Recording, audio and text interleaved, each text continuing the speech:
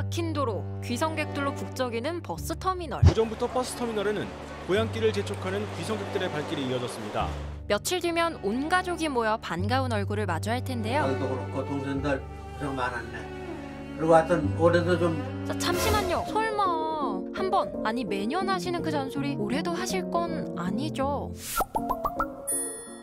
결혼 언제 할 거니? 계획은 있니? 취업은? 명절마다 들어봤을 잔소리죠. 반가운 마음도 잠시, 청년들은 가장 도망치고 싶은 순간입니다. 대학생의 가장 큰 걱정 중 하나는 취업입니다. 양질의 일자리는 적고 구직자는 많아 매년 일자리 전쟁을 벌여야 하는데요. 청년들의 가장 큰 걱정거리인 취업 문제. 우리가 생각하는 것 이상으로 깊어졌고 사회적, 경제적 압박 속에서 더 많은 고민을 안고 살아가고 있습니다. 옛말에 대학 가면 좋은 직장 구할 수 있어. 맞는 말일까요? 통계청의 경제활동 인구 청년층 부가조사에 따르면 지난 5월 기준 15세에서 29세 청년층 인구 중 대학교 졸업자 436만 7천 명 중 129만 명은 미취업 상태인 것으로 조사됐습니다. 취업자 인구가 더 높은 수치긴 하지만 129만 명이나 대학을 졸업하고도 백수 상태라는 겁니다. 기업은 일할 사람이 없고 구직자는 일할 곳이 없는 불균형 현상은 최근 더 심해지고 있습니다. 가장 큰 이유는 인식 차이.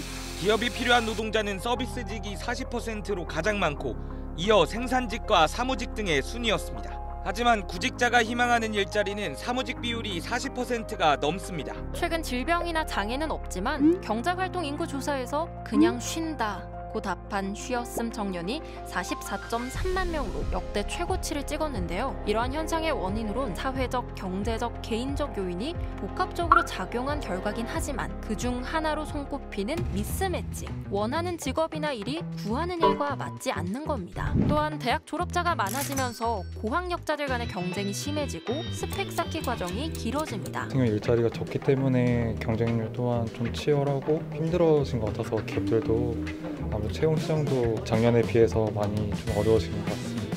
이에 따라 취업이 지연되고 중간에 쉬는 기간이 길어질 수 있습니다. 졸업 후 들어간 첫 직장에서 그만둠이 65.7%. 그만둔 가장 큰 요인으로는 근로여건 불만족인데요. 최근 여건 침해 등 노동 환경이 급격하게 나빠지면서 청년 교사들이 교직을 이탈하는 사람들이 많이 늘어나고 있습니다. 젊은 교사 이탈 방지와 우수교원 확보를 위한 가장 시급한 과제로는 처우 개선 55.3%, 교권 보장 35.3%, 근무 여건 개선 7.6%, 복지 개선 1.8% 등의 순으로 답했습니다. 글로벌화와 기술 발전으로 인해 노동시장은 유연화됐습니다. IMF 이후 기업들은 적은 인력으로 최대의 능률을 높이는 방법을 택했고 또한 AI나 인구 감소 등으로 줄어드는 직업군이 많아졌습니다. 이는 기업들이 고정 비용을 줄이기 위해 비정규직과 계약직, 프리랜서 등 비전형적인 고용 형태를 선호하게 되는 구조적인 변화를 가져왔습니다. 결과적으로 청년들이 안정적인 일자리를 구하기 어려워졌고 이를 대체할 수 있는 일자리를 찾는데 시간이 더 많이 걸리는 거죠. 물론 부모님 세대의 경제력에 의존하거나 워라밸을 더 중요시하는 세대의 분위기에 쉬었음 청년이 증가하기도 합니다. 한국뿐만 아니라 일본에선 니트족, 중국에선 탕핑 현상, 이러한 사회 구조적 변화와 고용 불안정은 전 세계적으로도 청년들에게 영향을 미치고 있는 것 같네요. 취업을 둘러싼 청년들의 현실이 녹록치 않은 만큼 가족만큼은 이들의 고민을 깊이 이해하고 공감할 수 있는 추석이 됐으면 좋겠습니다.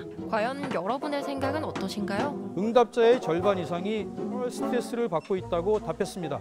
취직과 결혼 등을 묻는 지나친 관심과 과중한 가사노동 때문입니다.